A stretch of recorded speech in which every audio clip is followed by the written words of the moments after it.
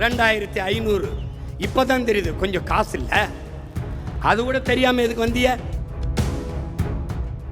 6 cylinder எப்படி கொடுக்குறீங்க நானும் பார்க்க தானே போறேன். வந்துட்டாப்ல தீய சக்தியின் வாக்க வாங்கி மேல வந்துக்கிட்டு 10 லட்சம் கோடி கடன் இருக்குது. அது தெரியாம தான் முதலமைச்சர் வேட்பாளரை போட்டிக்கிட்டீங்கள.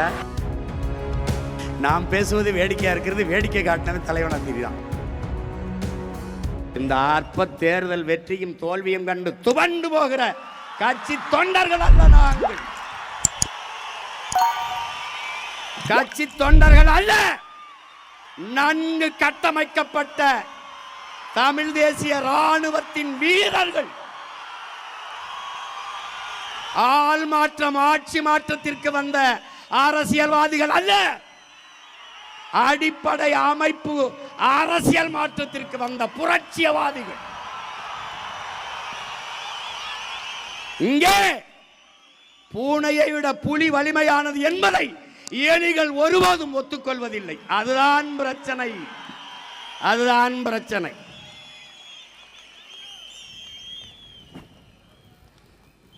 என் உடன் பிறந்தவர்களே, விடியாத இரவொன்றும் கிடையாது, அடைய முடியாத இலக்கொன்றும் கிடையாது. ஒவ்வொரு இரவும் விடிகாலை அடுத்த நல்ல விடியலை தயாரித்துக் கொண்டிருக்கிறார். அப்படி ஒவ்வொரு தோல்வியும் மகத்தான வெற்றியை தயாரித்துக் கொண்டிருக்கிறார். நம் மக்களுக்கு தேவை ஐடியாலஜி இல்லை, இமேஜ். அவர்களுக்கு ஆழ்ந்த அரசியல் தேவையில்லை, அபிமானம். நாம் வரலாறு படித்தோம், இலக்கியம் படித்தோம், புவியியல் படித்தோம், அறிவியல் படித்தோம், பொருளாதாரம் படித்தோம், சூழியல் படித்தோம், உயிரியல் படித்தோம், வேதியியல் படித்தோம், இயற்பியல் படித்தோம், வேளாண்மை படித்தோம். இதெல்லாம் தேவையில்லை என்று மக்கள் நமக்கு வேற ஒரு பாடத்தை கற்பித்திருக்கிறார்கள். இது புது பாடம்தான், அதையும் நாம் படிப்போம், அதையும் நாம் படிப்போம்.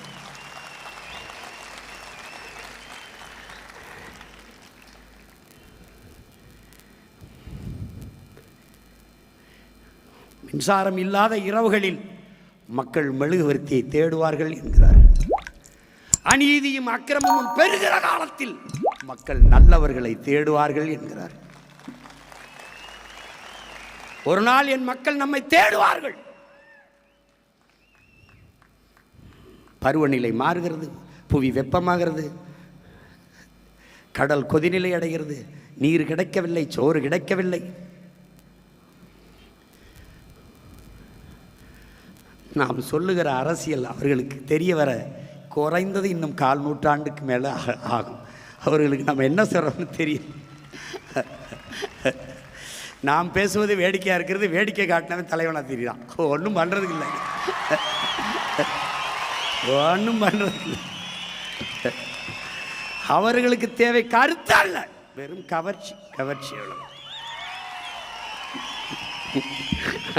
யார் வேட்பாளர்னு தெரியாது, என்ன சொல்கிறான்னு தெரியாது, அவன் வேலை செஞ்சாலும் தெரியாது,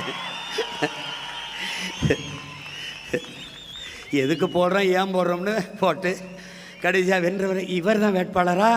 விளங்கிரும்டா நாடு, டே விளங்கிரும்டா. இதுக்கு marks, Lenin, Engels, இங்கர்சாலு, Socrates, Plato, Aristotle, புத்தன், பூலே, அம்பேத்கர், ஃபிடல் காஸ்ட்ரோ, சேகுவேரா, பகத்சிங்கு, வள்ளுவன், கம்பன், கபிலன், இளங்கோ, எல்லாம் பாரதி, பாரதிதாசன், பெருஞ்சித்திரனார். ஒரு இளவும் தேவையில்லை, ஒரு இளவும் தேவையில்லை, ஒரு இளவும் தேவையில்லை, ஒரே இளவும் தேவையில்லை. ஆனாலும் ஒரு உயர்ந்த நோக்கத்தை கொண்டு அதை நிறைவேற்றுவதற்காக தொடர்ந்து செயல்படுகிற முயற்சி தான் வரலாற்றில் பிற்காலத்தில் வருகிற மக்கள் படிக்கிற வரலாறாக மாறுகிறது என்கிறான் மாமேதை மார்க்ஸ். என் அன்பு உடன் பிறந்தார்களே, பேரன்பு மிக்க என் பெற்றோர்களே, ஆலை கரும்பாறையை கரைப்பது வலிமையால் அல்ல, தன் விடா முயற்சியால் என்பதை புரிந்து கொள்ள வேண்டும். என்னை தோற்கடித்து தோற்கடித்து நீ தோற்று போவாய். கடைசியாக நான் வென்று முடிப்பேன். அன்னைக்கு நீ என்னோடு சேர்ந்து சிரிப்பாய். ஏன் ஏன் நான் காலத்தின் மகன், வரலாற்றின் பிள்ளை. சிதைந்து அழிந்து கொண்டிருக்கிற தமிழ் தேசிய மக்கள் பாதுகாப்பாக வாழ்வதற்கு போராடித்தான் ஆக வேண்டும் என்ற நிலைக்கு தள்ளப்பட்டு விட்டார்கள். இந்த வரலாற்றின் பேரடைப்பிலிருந்து, பெரும்பணியில் இருந்து தமிழ் இளம் தலைமுறையினர் விலகிச் செல்ல முடியாது என்கிறார் எங்கள் உயிர் தலைவர். அந்த கூற்றுக்கேற்ப விலகிச் செல்லாமல் கூடியவர்களால் இங்கே இங்கே மேலே வந்துக்கிட்டு 10 லட்சம் கோடி கடன் இருக்குது. அது தெரியாமல் தான் முதலமைச்சர் வேட்பாளரை போட்டிக்கிட்டீங்களா? காலக்கோடு நல்ல வேலை என்னைய தோக்கடிச்சு உள்ளே வரவிடாமல் விட்டான். நான் உள்ளே போய் இருந்தேன், நல்வாய்ப்பா தப்பிச்சு போயிட்டு எல்லாரும். ஒரு 5-6 பேரோட உள்ளே வந்திருந்தேன், மொத்த பேரும் வெளியில் தான் இருக்கணும். ஏதோ என் மக்கள் என் மேலே பாம்பு பார்த்து விட்டாங்களா, இல்லை உங்கள் மேலே பாம்பு பார்த்து போட்டாங்களா, ஒன்றும் தெரியல. ஏன்னா போயிருந்துக்கு 10 லட்சம் கோடி கடன். நானே பாட்டா பாடினேனே, 10 லட்சம் கோடி கடனில் நாடு, இதில் இலவசம் வேற பெருவக்க கேடு. தெருவா ஊர் ஊராக பேசினேன். முதலமைச்சர் ஆன பிறகு தான் அவருக்கு தெரியுது 10 லட்சம் கோடி கடன் இருக்குன்னு. ஐய அப்படியா? 10 லட்சம் கடனா? கடன் 10 லட்சம் கோடி இருக்குது. இந்த இலவசங்களை கொடுக்க முடியாது. 1 லட்சம் கோடி ஏற்கனவே வட்டி. பட்ஜெட்டே 3 லட்சம் கோடி தான். வட்டியே 1 லட்சம் கோடி போகுது. நீங்கள் சொல்கிற அறிவிப்பு இதெல்லாம் செயல்படுத்த இன்னும் 10 லட்சம் கோடி கடன் வாங்க வேண்டும். அப்போ மொத்த பட்ஜெட்டையும் வட்டியை கட்டிக்கிட்டு ரொட்டியை திண்டு திரிய வேண்டியதான்னு நான் சொன்னேன். நீங்கள் கேட்கல. அப்போ நீங்கள் என்ன பண்ணீங்க? கொடுக்க முடியாது என்று தெரிந்து வெற்று வாக்குறுதிகளை கொடுப்பதுதான் மக்கள் துரோகம், மக்கள் விரோதம், ஏமாற்று. நாங்கள் உண்மையை சொன்னோம், தோற்று போனோம், மேன்மையாக கருதுகிறோம். நான் தர மாட்டேன், கொடுக்க முடியாதுன்னு சொன்னேன். நீங்கள் 2500 இப்போ தான் தெரியுது கொஞ்சம் காசு இல்லை. அது கூட தெரியாமல் எதுக்கு வந்திய? எதுக்கு வந்திய? 6 சிலிண்டரு எப்படி கொடுக்குறீங்க? நானும் பார்க்க தானே போகிறேன். எப்படி கொடுக்குறீங்க? ஒருவேளை நீங்கள் போரிட்டு ஈரானையே கைப்பற்றினா தான். நீ பிரபாகரன் மகண்டாவே, நம்மாழ்வார் மகண்டா, நீ கொடு. நான் மாட்டு சாணத்திலேருந்து சிலிண்டர் தயாரித்து என் பிள்ளைகள் கொடுக்குறனால என்பார். கொஞ்ச நாள் கழித்து அரிசி இல்லைன்னு வருவான்.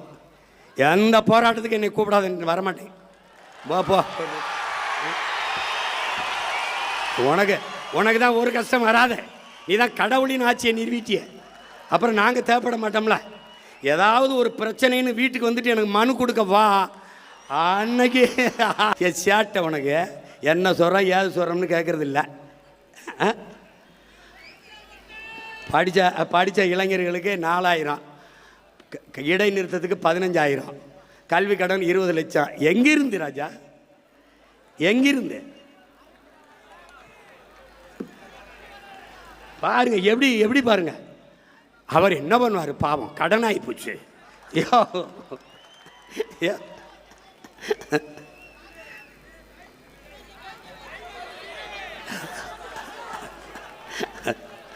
வரும் தாய்மாமன் சீர். நீ பொண்ணு பார்த்துட்டு காத்திரு, தாலிக்கு தங்க வரும். தாய்மாமன் சீர் வரும். இது ஒரு கேவலம்டா, இது ஒரு கேவலம். ஆனால் நான் நிறைய பாடம் நடத்தினேன். எனக்கு என் மக்கள் நடத்தின பாடம் இருக்குல்ல, படிக்க முடியல, திணறிட்டேன். ஜனநாயகம் அதான் சொல்கிறானே, ஹிட்லரு எத்தனை ஆண்டுக்கு முன்னாடி சொல்கிறான் பாருங்க. மக்கள் ஒருபோதும் அறிவு தலைமையை தேட மாட்டார்கள், கவர்ச்சியை நோக்கித்தான் ஓடுவார்கள். கவர்ச்சியால் உருவாக்கப்பட்ட சமூகம் ஒருபோதும் அறிவு சமூகத்தை படைக்காது. ஏன் போட்டேன்? என் பேத்தி சொல்லிச்சு போட்டேன். உன் பேத்தி ஒரு குவார்டர் கேக்குது, வாங்கி கொடுப்பியா? ஏது பேத்தி சொல்லிச்சு போட்டேன், பேரன் சொன்னான் போட்டேன். ஜனநாயகம்ங்கிறது எவ்வளவு வேடிக்கையானதாக இருக்குது பார்த்துக்க. அப்பாடி அப்பாடி. சரி, என்ன செய்யறது, பிறந்துட்டாங்க கூட, போராடி இறந்துட்டான் ரொம்ப பேர். நான் பாட்டுக்கு படம் எடுத்து ஏதோ வருஷத்துக்கு ஒரு 2 படத்தை எடுத்து பிடிச்சி நடிச்சு கிடிச்சு பொழத்திட்டு இருந்துருப்பேன். என்னையை கூட்டி கொண்டு வச்சு மண்டையை கழுவி நான் என்ன செய்கிறது அங்கே போயின்னு, நீங்கள் போய் இறங்குங்க, உங்களுக்கு என்ன செய்யணும்னு தெரிய வந்துடும்னு. எனக்கு தெரிய வந்துடுச்சு, இங்கே பல பேருக்கு ஒன்றும் தெரிய வரவே இல்லையே, அதான பிரச்சனை. நான் போராடாத பங்கேற்காத போராட்டம் கிடையாது. இப்படி திரும்பி பார்த்தா கட்சி ஆரம்பித்த காலத்திலேருந்து இந்த 15 ஆண்டுகள் இப்படி திரும்பி பார்த்தா எல்லா போராட்டம், வெயில், மழை, காடு, பசி, வட்டினி, எத்தனாயிரம் கிலோமீட்டர் பயணம், எத்தனாயிரம் மணி நேரம் பேச்சு, எதுவுமே பயனில்லை, எதுவும் பயனில்லை. ஆனால் என்ன நினைக்க வேண்டியிருக்கு, நம்ம விவசாயி மகன் அப்பா விதைக்கிறாரு முளைக்கலை, மறுபடி விதைக்கிறாரு முளைக்கலை, மறுபடி விதைக்கிறாரு முளைக்கலை. ஆனால் மறுபடியும் உழுது நம்பிக்கையோடு ஒரு விவசாயம் விதைச்சிக்கிட்டு இருக்கான் பாரு. ஏன்னா நிலத்தை தரிசு போட முடியாது. ஒரு ஐயா ஸ்டாலின் அவர்கள் கடிதம் எழுதும்போது, ஐயா கருணாநிதி அவர்கள் எல்லாரும் கடிதம் தான் எழுதிக்கிட்டு இருந்தோம், மீனவரை சிறையிலேருந்து விடுதலை செய்யுங்க, அது விடுதலை செய்யுங்கன்னு. இவர் புதிதாக வந்திருக்கிறவர், இவர் கடிதத்தை எழுதிவிட்டு அப்படியே இருந்து விடுவார்கள்னாரு. வந்த 2வது நாள் இவர் ஒரு கடிதத்தை போட்டு இருந்துட்டார். எங்க நான் வர்றேன், கைது பண்ண சொல்லு பார்ப்போம், கைது பண்ண சொல்லு. ஒரு சிங்களம் என் ஊரில் இருக்க மாட்டான், பூரா புழல் சிறையில் உட்காந்துருப்பான்.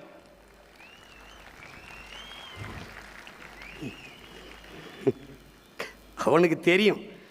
அதனால இவனை எப்படியும் வரவிட்டக்கூடாதுன்னு நினைக்கிறான்.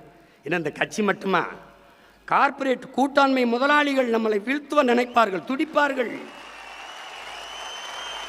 வந்தால் மலையை தொடவிட மாட்டான், குவாரியை தொடவிட மாட்டான், மணலை தொடவிட மாட்டான், நீரை விற்காத வெளியில் போ, தண்ணி விற்பனைக்கு இல்லைம்பா, பள்ளியை தரம் உயர்த்துவான், கல்வியை தரம் உயர்த்துவான், மருத்துவமனையை தரம் உயர்த்துவான், நம்ம வியாபாரம் படுத்துகிறோம். இது தெரியாதா? நான் 5 விழுக்காட்டு முதலாளிகளுக்கு வந்தவன் அல்ல, 95 விழுக்காடு என் மக்களுக்காக வந்தவன். இதே வாத்தியார், இதே போக்குவரத்து தொழிலாளி, இதே மருத்துவர், இதே நர்ஸு, இதே செவிலியர்கள், இதே விவசாயி, இதே மீனவன் எல்லாம் தெருவுக்கு வருவான். வரும்போது என்னை தேடுவான். நான் அந்த கடை சீட்டு கொடுத்துருக்கான் ஒரு ஆண்டுக்கு, ஏதாவது வேறு நாட்டில் போய் படுத்துக்கிடுவேன். ஆமாம், பேட்டி போப்பாங்க போப்பா தூரத்து. எளிதாக கிடைக்கிற எந்த பொருளுக்கும் மதிப்பு தெரியாது. அது கேட்குற போதெல்லாம் மதித்து பேசிட்டு இருந்தோம்ல. ஒன்றுமே பேசாதவரை கொண்டாடுறது, பேசுகிறவனை துண்டாடுறது. அவரை அப்படி தாங்க பேசிட்டு பாருங்க. எப்படி நீ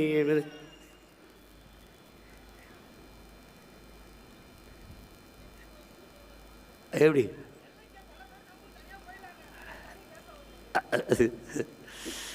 அதனால் பதவி இருக்கும்போது தீய சக்தியெல்லாம் தூய சக்தியாக மாறிடுச்சு. வந்துட்டாப்புல தீய சக்தியின் வாக்கை வாங்கி எங்கள் ஊரில் கீரை ஆகும், கீரை சாறு ஆகாதும்பாங்க. புரியுதா? கீரை சாப்பிடுவான், கீரை சாறு குடிக்க மாட்டேன். திமுக ஆகாது, திமுகவால் ஓட்டு வாங்கி ஜெயிச்சு வந்த எம்எல்ஏவெலாம் ஆகும். இந்த தோல்வியும் இந்த அவமானமும் திராவிட முன்னேற்ற கழகத்துக்கு நிகழ்ந்ததில் எனக்கு பெருமை, மகிழ்ச்சி.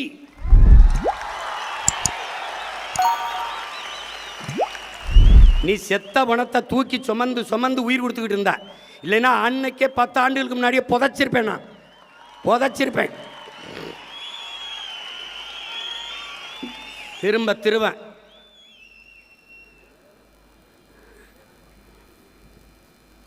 கொடுமை எப்பமா போதிக்கும் போது புரியாது, பாதிக்கும் போது தான் புரியும்.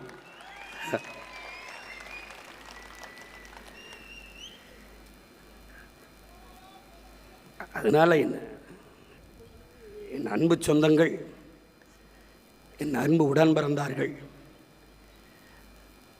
மிகுந்த ஒரு வழியோடு நாம் நிற்கிற பிள்ளைகள்.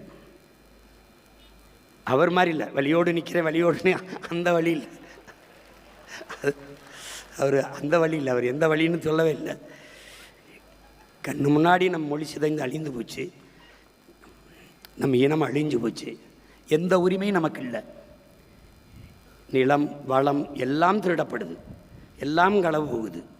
அதே மீத்தேன் எடுப்பாக மறுபடியும் ஸ்டெர்லைட் திறக்கப்படுறதுக்கு வாய்ப்பு இருக்குது, மறுபடியும் வாய்ப்பு இருக்குது. அடியில் அகர்வால் நேரடியாக வாழ்த்து போடுறானே, என்ன பெரிய தம்மைனா சின்ன தம்மைனா, அவன் எதுக்கு வாழ்த்து போடுறான்?